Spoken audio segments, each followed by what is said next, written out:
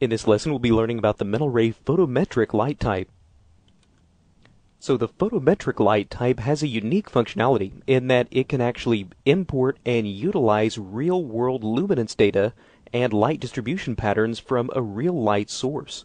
So let's take a look at how we can utilize this. So right now we have just this simple flashlight set up in our scene, and we have just this basic area light, which we'll use to apply our photometric light source.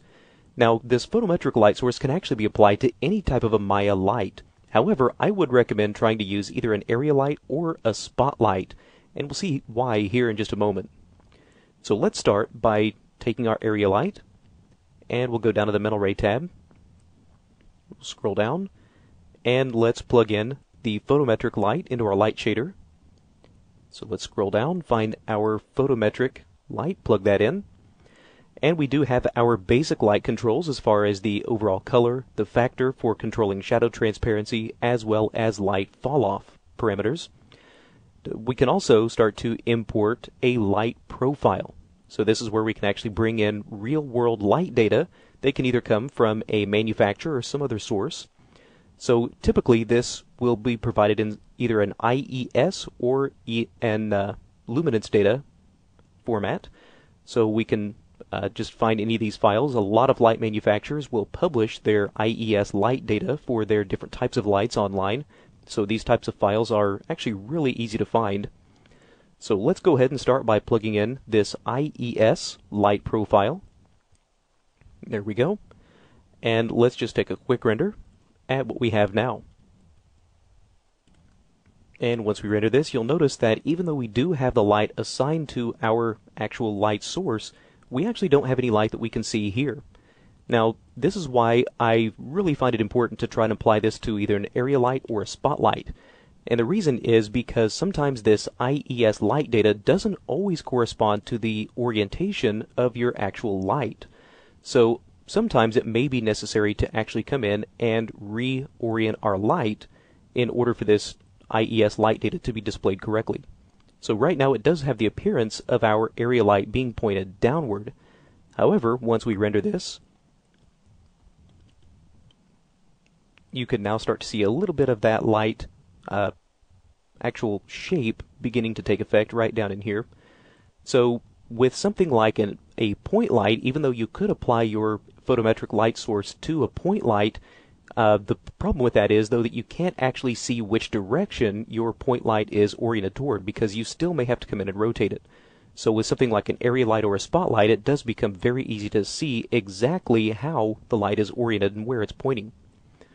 So if we need to come back and make a few adjustments to this, we can always go back to the photometric light, and if we need to make it a little bit brighter, we can always start to increase the value of this.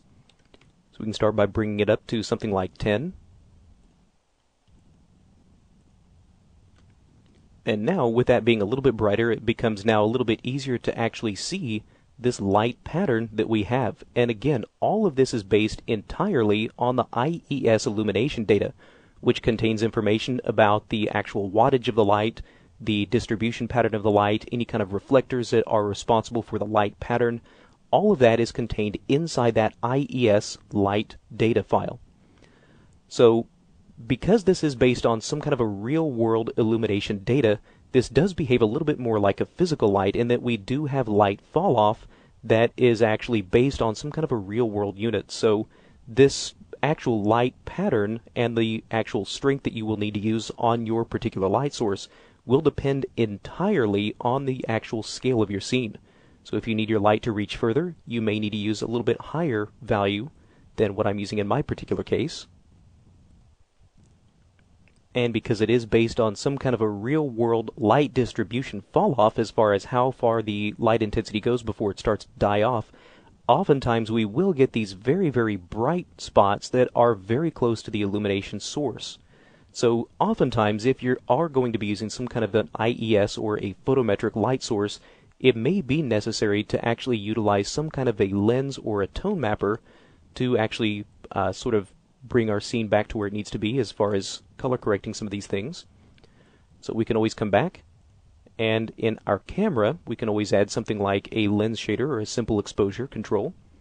And in my case, I've already got one set up in this scene, so all we need to do is go over to the Utilities tab, take the exposure control and drop it into the lens shader. I've gone ahead and made all the necessary adjustments to this particular exposure control. So now I'll save this image for comparison and re-render.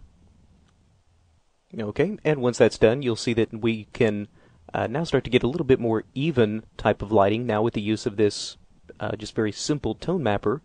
You can see how that does a really nice job of helping minimize some of these bright hot spots that we had before and overall just evening out our lighting just a little bit more. Okay, so that's a look at how we can utilize this photometric light type as a way of importing and using real-world light data.